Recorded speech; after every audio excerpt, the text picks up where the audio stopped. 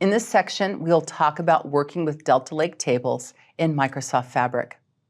We will focus on introducing you to the Delta Lake and Delta Lake tables and how to create and manage Delta tables using Spark.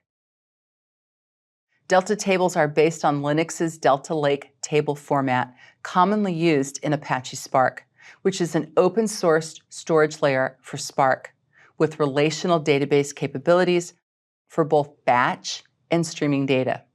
It gives you SQL-based data manipulation capabilities in Spark to support transactions and schema enforcement, coupled with the flexibility of data storage in a data lake.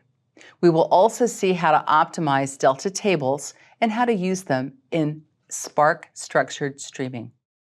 Data Lake adds relational database semantics to Spark-based Delta Lake processing. Tables in Fabric Lakehouse are Delta Lake tables, which is signified here by the triangle or delta icon on the table in the Lakehouse Explorer, with the sales order table with a triangle on it. Specifically, Delta Lake tables are schema abstractions over the Delta files that are stored in Delta format. For each table, the Lakehouse stores a folder containing Parquet Delta files and a Delta log, as shown here, where the transaction details are logged in the JSON format. With Delta Lake tables from Apache Spark, our Delta Lake tables support ACID transactions like relational databases. They're designed to support transactional data modification. The ACID acronym has been around for over 30 years and highlights fundamental database principles intended to help guarantee data consistency and integrity for transactional databases. The A in ACID stands for atomicity. Transactions complete as a single unit of work or fail as a single unit of work. The C in ACID stands for consistency. Transactions leave the database in a consistent state. The I in ACID stands for isolation. In-process transactions are isolated from one another and can't interfere with one another. Lastly, the D in ACID is durability. When a transaction completes, the changes it makes are persisted. Delta Lake brings this same transactional support to Spark by implementing a transaction log and enforcing serializable isolation for concurrent operations. Delta Lake tables also provide us with data versioning and time travel. Because all transactions are logged in the transaction log, you can track multiple versions of each row and even use the time travel feature to retrieve a previous version of a row in a query. We'll see this coming up. Delta Lake tables support both batch and streaming data. While most relational databases include tables that store static data, Spark includes native support for streaming data through the Spark Structured Streaming API. Delta Lake tables can be used as both sinks, or also known as destinations, and sources for streaming data. We'll see this coming up too.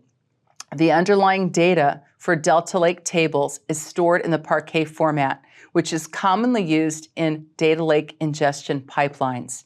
It is a standard format for interoperability. To query your Delta Lake tables in Microsoft Fabric Lakehouse, use the SQL Analytics endpoint that is created automatically when your Lakehouse is created. Let's give you a little bit more background on Delta Lake tables. When you create a table in Microsoft Fabric Lakehouse, a Delta Lake table is defined in the metastore for the Lakehouse, and the data for the table is stored in the underlying Parquet files for the table. With most interactive tools in Microsoft Fabric environment, the details of mapping the table definition to the metastore to the underlying files are abstracted. However, when working with Apache Spark in the Lakehouse, you have greater control of the creation and management of the Delta Lake tables. Now let's see some examples. Let's focus on ways to create a Delta Lake table with code in Spark using a notebook. One way to do this is to save a data frame as a managed table in the Delta format. This is one of the easiest to create a Delta Lake table. Notice in the first part of our example, we're loading the mydata.csv file into the data frame from the Files folder, and we can see it has a header.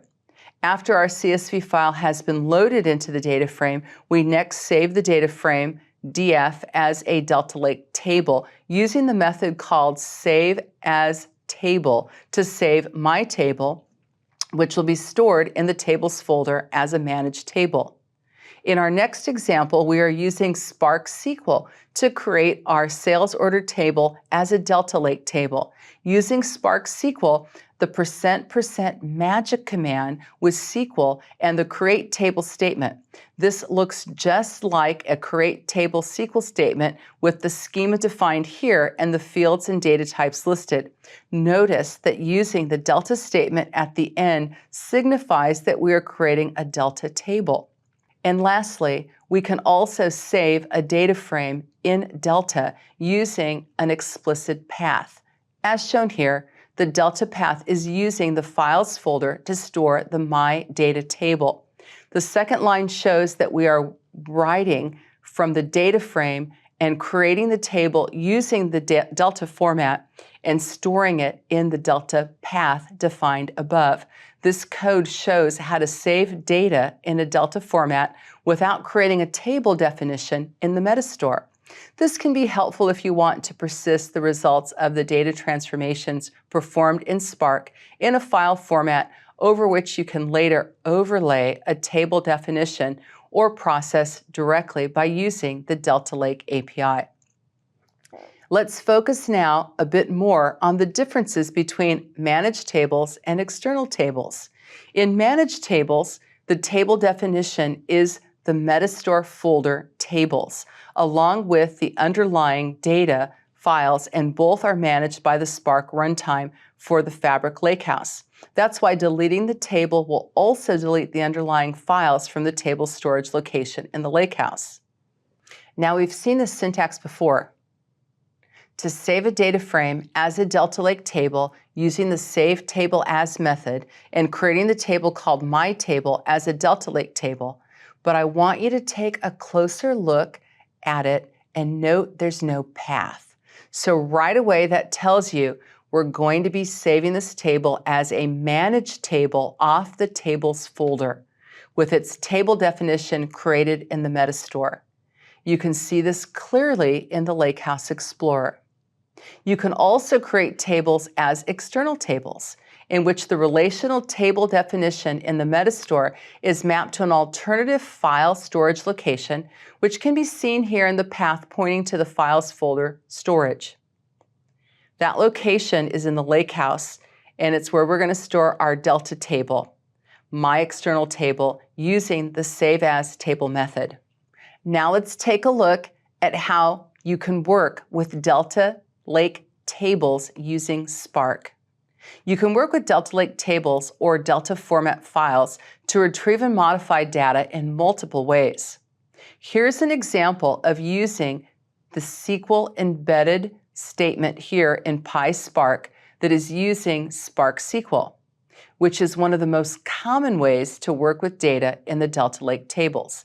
You can embed SQL statements in other languages like Scala by using spark.sql, the library. Here, we are inserting one record into the products table using SQL. Alternatively, you can use, again, of course, the %% magic command with SQL in a notebook to run your SQL statements too.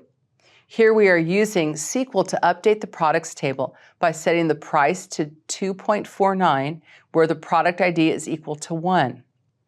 However, it may be easier to use the Delta API when you want to work with Delta files rather than catalog tables. Here you can see that we are creating an instance of a Delta table from the Files folder that contains Delta files and is using the Delta API update method to modify the data in the Delta table. All the data we've explored up to this point has been static data in files. However, many data analytics scenarios involve streaming data that can be processed in near real time. For example, you might need to capture readings emitted by an Internet of Things or IoT device and store them in a table as they occur. Spark processes batch data and streaming data in the same way. Simply enable streaming data to be processed in real time using the same API. A typical stream processing solution involves constantly reading a stream of data from a source, optionally processing it to select specific fields, aggregating, grouping values, or otherwise manipulating the data, and writing the results to a sink, also known as a destination.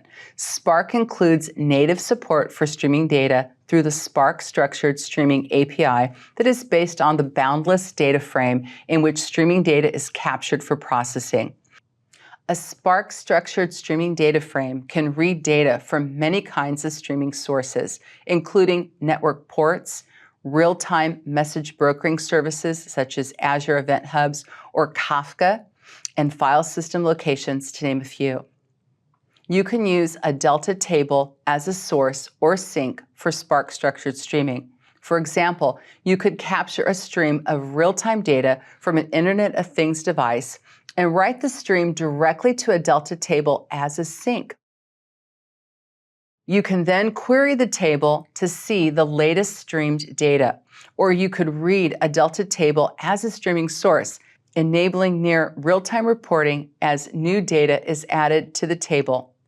In this example, a Delta table is created to store details of Internet sales orders. Here we see a hypothetical data stream of Internet orders is inserted into the orders_in table. To verify, you can read and display data using a DataFrame or DF from the input orders_in table as shown here. The data is then loaded into a streaming data frame from the orders_in Delta table. The Ignore Changes option is set to true, which tells Spark to ignore changes like updates and deletes in the Delta table. It will only read new data that is appended to the table. When using a Delta table as a streaming structure, only append operations can be included in the stream. Data modifications will cause an error unless you specify the Ignore Changes or Ignore Deletes option.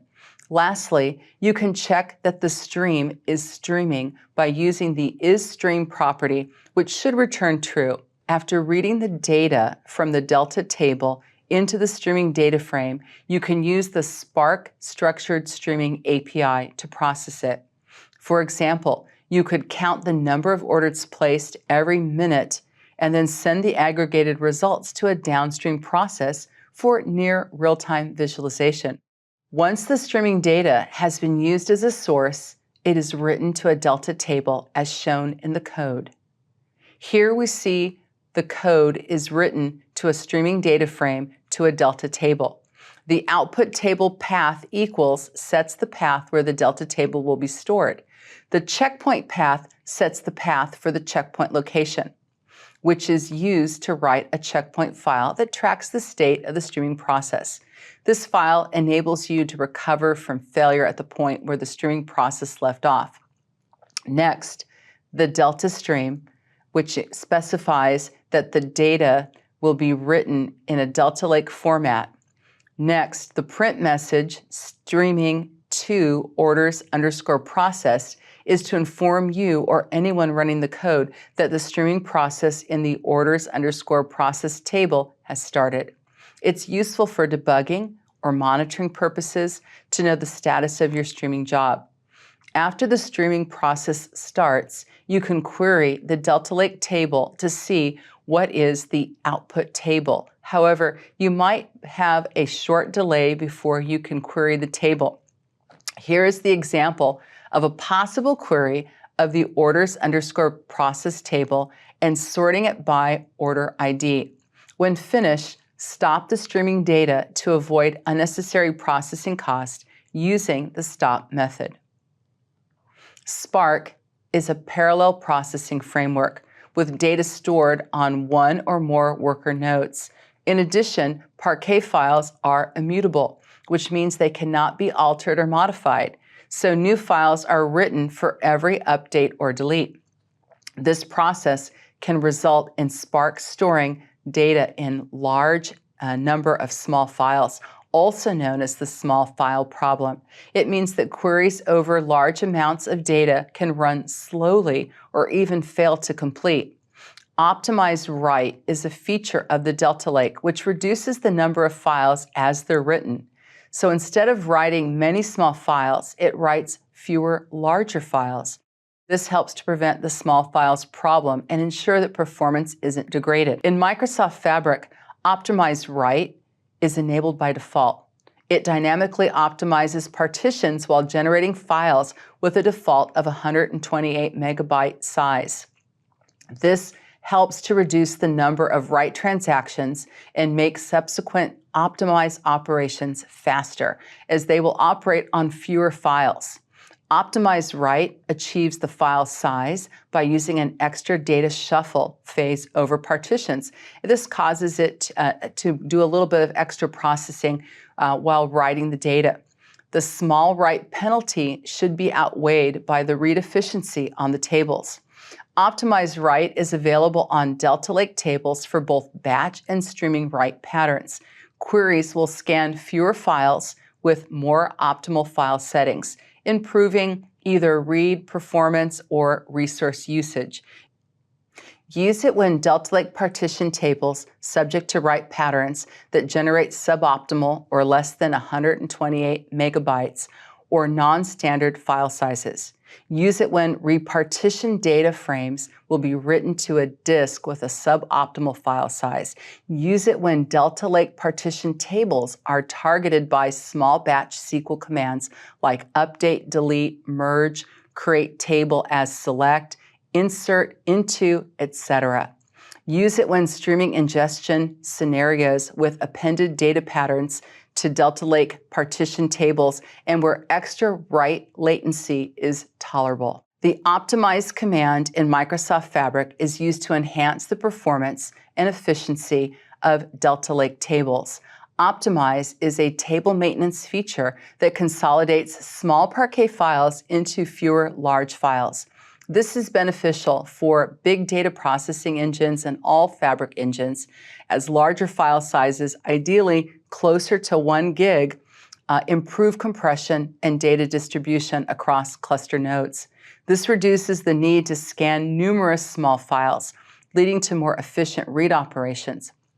By consolidating files and applying v-order, the optimize command helps achieve in-memory like data access times and reduces the resources required like network, disk, and CPU for read operations. Overall, the optimize command is a crucial tool for maintaining and improving the performance of Delta Lake tables in Microsoft Fabric. When you run optimize, you can optionally run v-order, which is designed for the Parquet file format in Fabric. v-order enables lightning-fast reads with in-memory-like data access times. It also improves cost efficiency as it reduces network, disk, and CPU resources during reads. v-order is enabled by default in Microsoft Fabric, and it's applied as data is being written. It incurs a small overhead of about 15%, making writes a little slower. However, v-order enables faster reads with Microsoft Fabric compute engines such as Power BI, SQL, Spark, and others. In Microsoft Fabric, the Power BI and SQL engines use Microsoft Vertiscan technology, which takes full advantage of v-order optimization to speed up reads. Spark and other engines don't use Vertiscan technology, but still benefit from v-order optimization, about 10% faster reads, sometimes up to 50%. v-order works by applying special sorting, row group distribution, dictionary encoding, and compression on Parquet files.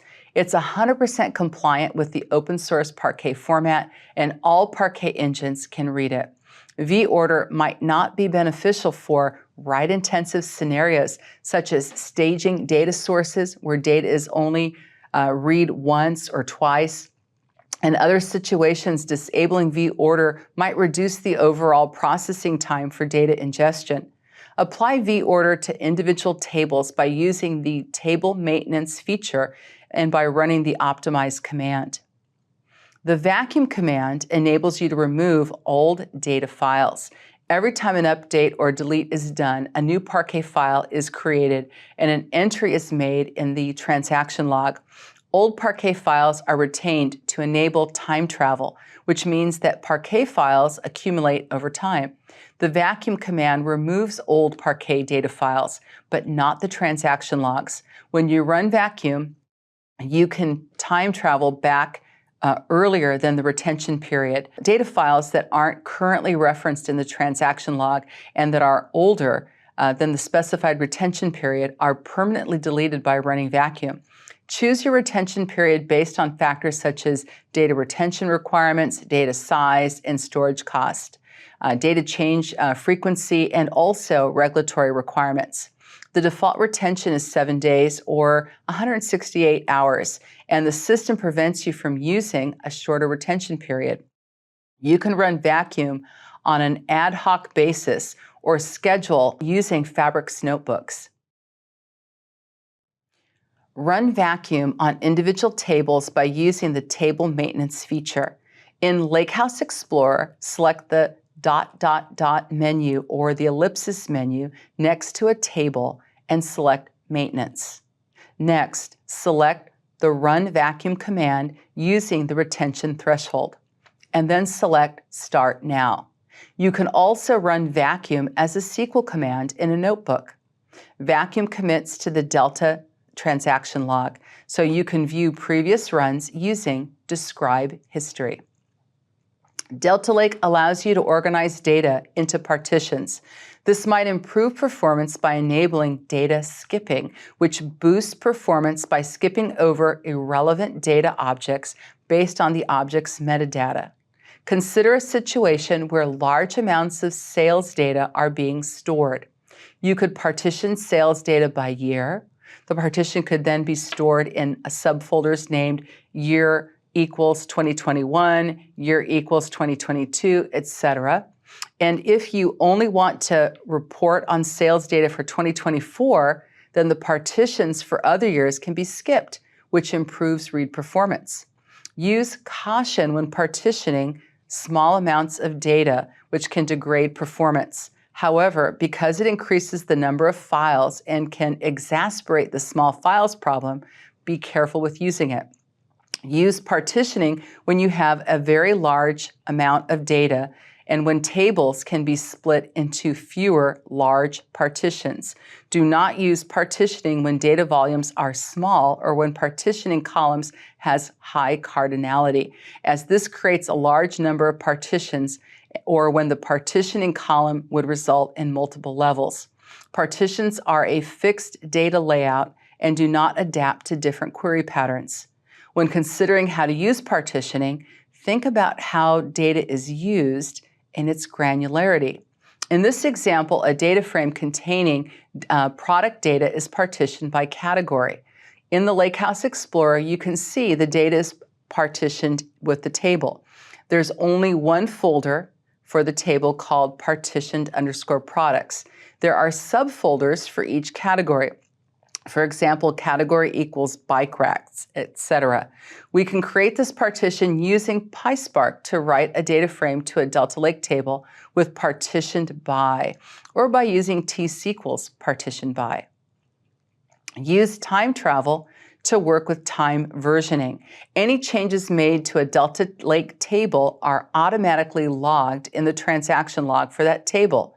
View the history of the changes that have been made to the table and recorded in the log using the Describe SQL command as shown here. You can also use time travel to retrieve older versions of the data. Notice that the Describe history is available for both a managed table and an external table in the Files folder. Here is a sample of the possible results you may see. Notice the informative attributes that can be viewed here.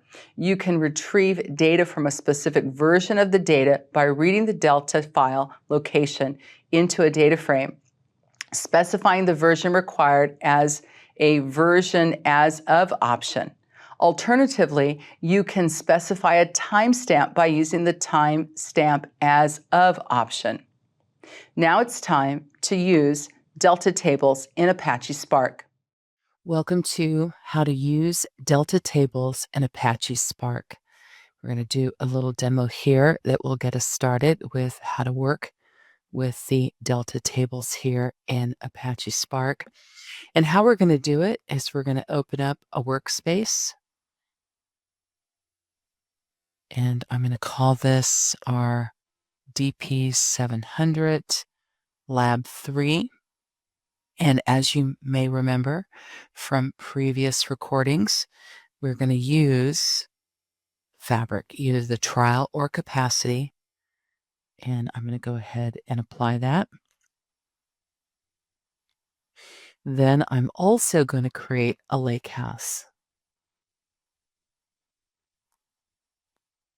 And so we'll take a look at some of the objects that are there throughout this course. But the lakehouse is the one that I want to focus on right now. I'm going to give it a name here. And I'm going to put LH so I can tell that it is a lake house. If I'm trying to find it in a list, that's always very helpful. I'm going to create that. That'll take just a moment here. And we will load it also with some of our lab files. So the lab file link is the one that you see right here. This is our products.csv available off of GitHub. And we would want to save that so that we can use it and upload it into our lab practice here. So you can simply right click it to save it, as you know. I'm going to go ahead and come back in here. And what I want to do is I'm going to upload it into files. So I'm going to create a subfolder there first. And I'm going to call the subfolder products. Then what I'm going to do is go ahead and upload the file. So here we have an option for that. And then I just have to find it. So I did save it onto my local system. And then here it is right here. And I will upload that. So that just takes a little bit of time there, as you can see. And now I have that products folder with the products CSV inside of it, as you can tell. So it's the same CSV type file we've been using for all of our labs here. Comma separated value files, easy enough to work with. But we are going to switch in to the notebook. And we're going to make a new notebook here. And we're going to look at that same data, but a little bit differently. So what we're going to do is we have that code cell here that, I'm very tempted to turn it into a markdown cell. So I'll go ahead and do that. And then what I'm going to do is I would like to load that product.csv into a data frame and be able to take a closer look at it. So what I'm going to do is I have some code here. I'm going to go ahead and copy in. And you can see it right there. So you can see the path right there where it's picking up that CSV file. And we're going to use it, loading it in. Actually, there's the syntax. I was pointing to the instructions, but right there you can see it, what we're loading in right there. It has a header on it. And what we'll see there is we're going to adjust it. So we're going to have a new structure added to it. Product ID, product name, category, list price. You can see the data types that are there. And we've put it into a table. So you can kind of see the format there. So it's a data frame, but it's organized like a normal table would be organized, of course. So we have that. So that's one way of looking at it. So a couple different ways to look at that. Let me bring this up so that we can, and sometimes this takes a little bit there, but there it goes. And what we're going to do is we saw that CSV as a table. We've actually worked with the CSV numerous times, adjusting how we get it into a table format. putting it into a, loading it into a DataFrame, using the code. Remember, we used the CSV and we had it make a table. We had it loaded into Spark for us. We've done it a couple different ways. So there's a lot of ways to do it. This is just another way that we're showing you here how to view the data in that CSV file in a table format. A lot of ways to make that happen. But where we're going to go now is someplace a little bit different. We're going to work with what's called a managed table and then also an external table. And both of these are available for us to use here in our Lakehouse. So I'm going to open up the code here and I'm going to put in the code right here. As you can see, what we're doing is we're going to create a managed table. So it is going to be a Delta table, and we're using save table as, or save as table, the method, to create this table called managed products. And notice we didn't really put a path on it. So this is going to be a managed table, which has a lot of benefits here in our Lakehouse. It actually runs better, so it has higher performance. And then Fabric will manage both the schema metadata and the data files. Now this took a little bit to run here, but it looks like we got it to work. I'm going to go into tables now, and I might have to refresh this. Let me see. So it's like, yeah, you can see it right there. So there's the managed products Delta table right there. Now what I can do is we could take a closer look at that a couple ways. Note, if I want to, I can see a little bit of the, and we'll see it right there. We can see some of the data, some of the fields and the data types associated with that. So we have managed products. So that's one of our tables. And then we also can create an external table. Now, to make the external table, we're usually talking about a table where we have the data stored externally, and just the metadata would be managed by Fabric. So I'm going to try some code here that will bring that to light. Notice it's the same syntax as before, the Delta table, save table as. We're going to call it external products, but then it's also, so it's going to be a Delta table in the tables folder, but it's also going to have its metadata pointing to external location. And so this location right here, we are going to use from files and copy our ABFS path there to add that in. And I'll go ahead and paste that in. And there you can see the path to that.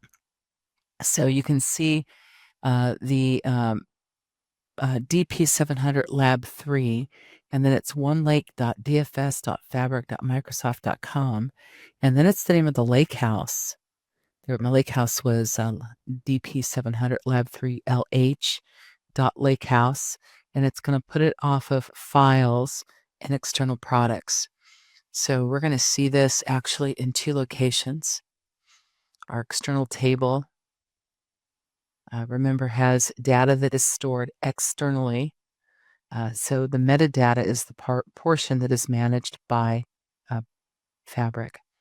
So we'll let this run for a moment, and we'll go ahead and refresh this too to see if we can see it. We should be able to see there's external products right there. And if we expand that, can we see? It might take it a moment, but you can see some of the fields involved with that. And then you can see too that under files, if we refresh that also, you'll see the option there where, let's see, there's external products right there. So it's stored in here, and you can see the information that's kept here with the Parquet and the Delta log. So a little bit of it there. So what we'll kind of highlight here is that the managed table manages both the data and the metadata. So that means that Spark is going to, and Fabric is going to help us here take care of the table structure and the partitions. And the data actually resides in a storage area here in Fabric that is managed by Fabric. So if I were to delete the managed table, both the data and the metadata would be deleted. The external table that you see there under Files, that is only, we're only really managing the metadata there, and the location is wherever the data is being stored, which could be, of course, externally if we need to do that outside of Fabric. We're going to see the locations coming up in a bit here. But if you were to delete the external table, only the metadata would be removed because the actual data is somewhere else in an external storage location. So kind of keep that in mind as we move through this, a little bit of the differences between the two. So what I'm going to do is I'm going to take this a step further, and this might help a little bit here, is I'm going to have a few, I'm going to turn on SQL Magic, the magic command there for SQL, and I want to find out more about that managed products table. And you can see, tells you a little bit about it, the fields that are there, the data types, and most importantly, I want to look at the storage location. So you can see where this is stored right here. So you have that path with our our ABFSS for the Azure blob file system there. So it's using that driver. But what I want to highlight is we have one location. This is for the managed table. And then I want you to notice the location for the external table. So I'm going to run that code again, but this time ask it about my external products table and see what we get from there. And we'll again go look at the location, and you can see the location where it's stored. So there's the physical location, a little bit different than what you see here. So you can tell one is stored with tables, one is stored in files, and that might highlight a little bit more the difference between external and the managed table. Okay, so what I'm going to do is I'm going to get rid of both of these. And we won't use these again, so I'm going to go ahead and drop them. So we'll remove those. Now I want you to see what happens when I drop them. When I drop Manage Products and I refresh Tables to the point we made earlier, it's going to go away. So the Managed Tables are gone. That portion of it is gone. But when I dropped it also, I dropped the external products portion. The table went away, but the file down here, let's see if we still have that. Yeah, because it still has its metadata here. So you want to note that little bit of a difference here between external and managed table, how they react to deletions. And then let's continue on here and let's focus in on creating a delta table. We've created it a lot of different ways. There's yet another way that we can make it, and we're going to take a look at that right now. I'm going to put this code in, and you will see I can create a table a little bit differently, making it a delta table. I'm going to make a delta table by using our magic command here with SQL and having it create a table called products. And I'm just going to say using delta. So when we do that, we should note that it's going to be put into the same location here for files. And will we get the table up top? Let's see. We're going to refresh that. And yeah, so we have the metadata stored and pointing to a different location where the data is at, but the metadata down here and not the data itself. Okay, so this looks good. Another way to make a delta table, an external delta table there, that's a good option. I'm going to query it and see what it has inside of it. And if you're using this with me here, consider too, you can run some extra queries, query different things that you want to look at. So we'll just kind of add that in. There's what the products table currently looks like. Okay. Now keep this in mind with how the product table currently looks, because now what we're going to do is we're going to make changes to it. So we're going to run some updates. And again, we're going to use our magic SQL command, our magic command there using SQL. And we're going to have it update the products table and set the list price to list price times 0.9 and it's only going to be for where the category is equal to mountain bikes. So there's about 32 rows that were affected. So we might want to see exactly what that looks like. We're going to take a look at that in a moment here. But I want to see, since this is a delta table, remember, it can keep track of transactions. So I'm going to ask it to show me its history. And that will show me what has changed in the products table. Now you might remember we just created it, but then we also made an update to it. So there's version 0 and then there's version 1. Remember, we have ACID transactions here that are supported in Delta, so it can keep track of what we've done. And you can kind of see that from here. I also want you to be able to tell that we can call those different versions, the current one and then the previous one. And you can see one will show the current data, one will show the original data. I'm asking it to get me version 0 in that second command there.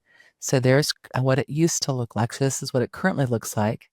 And then version 0 is below what it used to look like. And you can see we had a 0.9% deduction that we took for mountain bikes. So you can see that you can call those versions if you need to too. So this is very handy. The ability to track transactions through that table gives us a lot of flexibility to do transactions. Now, what I want to do too is show you some of the other features that we have that you might find helpful. One of which is our ability to create a view. A lot of us like to work with views. Notice we have a view here called Products View, and it is querying the products table that we just created, and it's doing a count asterisk and putting that into the num products field. And then it's giving us the minimum list price, the maximum list price, and the average list price. And it's grouping it by category. So that gives us a good option there when we run that view. But that view, when we've created it, and then we're calling it right here, we're going to order it by category. So we're just adding to this statement here when we call the view here. So we're making it right there through step number 7, and then we are calling it down here, and you can see what it looks like. So the view can be very helpful to use here if you run queries that you want to do over and over again, make modifications to it. You can use the views to help out with that.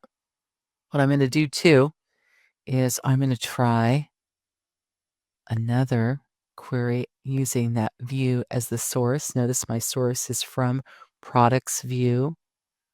And what I'm going to have it do is have it order by num products, the field, in descending order. So that's big number to little number. And then only show me the top 10. So you can see that. So there's a lot of SQL that you can use in here. I can even, if I needed to, get back to working with my charts. And that's pretty handy. But I could also remember come up here and I could go, since this is a lake house, I could switch into our SQL endpoint and use it to get directly into reporting. So a lot of ways to do it. We saw in our last lab section that you could also use matplotlib and you could use Seaborn. A lot of ways to show visualizations in here, which might be handy. Now, maybe you don't want to use the magic command with SQL. Maybe what you want to do is you want to just use PySpark. And you can use PySpark with some SQL functions. So there you can see it right there. So running the select command right in there to run our query. So a lot of ways to work with it. This should hopefully be somewhat straightforward, and you can repeat these and watch the video again and again and kind of play around with these on your own if you'd like. There's a lot you can kind of do here. We're just giving you some highlights. But what I also want to focus on is something that we're going to be talking about in the upcoming modules, and that is working with streaming data.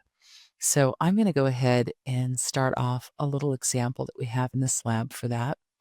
Notice that we are importing some of our notebook utilities, that MS Spark utility in particular.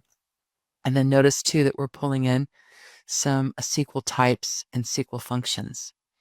So once we do that, we're making a folder. So there's going to be a folder out there that's going to be off of files called data. And that folder is going to hold the data that we are going to be using to kind of simulate Internet of Things. So this is working with streaming data. We're trying to simulate an Internet of Things scenario with this. So we have creating a stream that reads data from the folder, and they're kind of describing what's going to be in that file. It's going to have a device field or a table, a device field, and a status field. And we're going to stream data to it, and we're going to load some sample data right here that they're going to add to that file in that folder. And then you can see the path that it's using. So it's going to create a data.txt file. So I'm going to run this, and it's going to tell us if it's created at the end, because it's going to give it a print statement right there. And so we should be able to find that data path here. So let me refresh this for a moment. And then there's the data, and there's that data.txt. Now I want to look at this very quickly, and I'm going to do it simply by going back to our workspace and then going into the lake house for a moment here. And if we take a look now, this hasn't been refreshed, so we have to refresh it here. But there's the data, and there's that data.txt file right there. So you can see it loaded the device and then the status. So you can see a little bit of it there, which might be helpful. Okay, so back to our notebook here.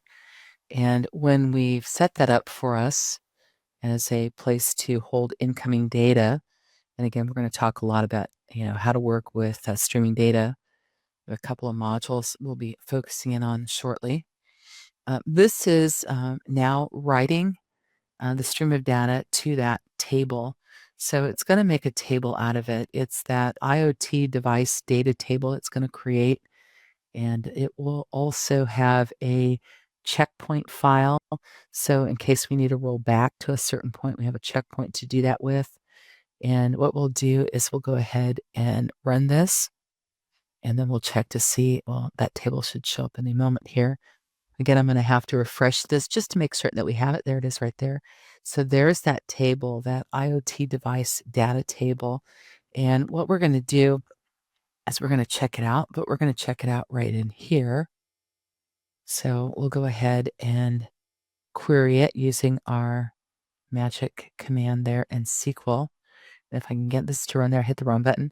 There we go. So you can see it right there. So it shows you what's currently in it. We're going to try to add more to that table and kind of simulate, data incoming here. So we'll add a little bit more to that. And let me run that also. And then what you'll see with this is we could run that one more time up here. Let's see what it looks like. And we should hopefully see some more records in there. Yeah, it looks like we have more records. Okay, so that's trying to simulate, streaming data somewhat here. And then what we're going to do is we're going to stop it right now, because we're going to pick this up a little bit later in our conversation, and we're going to focus in on finding out a little bit more about streaming data. So this is just a teaser, and more to come definitely on this. Okay, so I'm going to go ahead and run this cell to stop it. And I want to thank you for joining in today, and hopefully we will see you for the next session. Now it's time for our knowledge check. Question 1. Which of the following descriptions best fits Delta Lake? Answer: a relational storage layer for Spark that supports tables based on Parquet files. Question 2. You've loaded a Spark DataFrame with data that you now want to use in a Delta Lake table. What format should you use to write the DataFrame to the storage? Answer: Delta. Question 3. You have a managed table based on a folder that contains data files in a Delta format. If you drop the table, what happens? Answer: the table metadata and the data files will be deleted. In this section, we covered how to work with Delta Lake tables in Microsoft Fabric. We started off answering the question, what is a Delta Lake and Delta Lake table in Microsoft Fabric? We then talked about how to create and manage Delta Lake tables using Spark. We also focused on how to use Delta tables with Spark structured streaming. Then we went into how to optimize those Delta tables with optimize command, vorder, vacuum command, and more. Lastly, we focused on partitioning files, data versioning, and time travel. For more information on how to work with Delta Lake tables in Microsoft Fabric, please see the link here.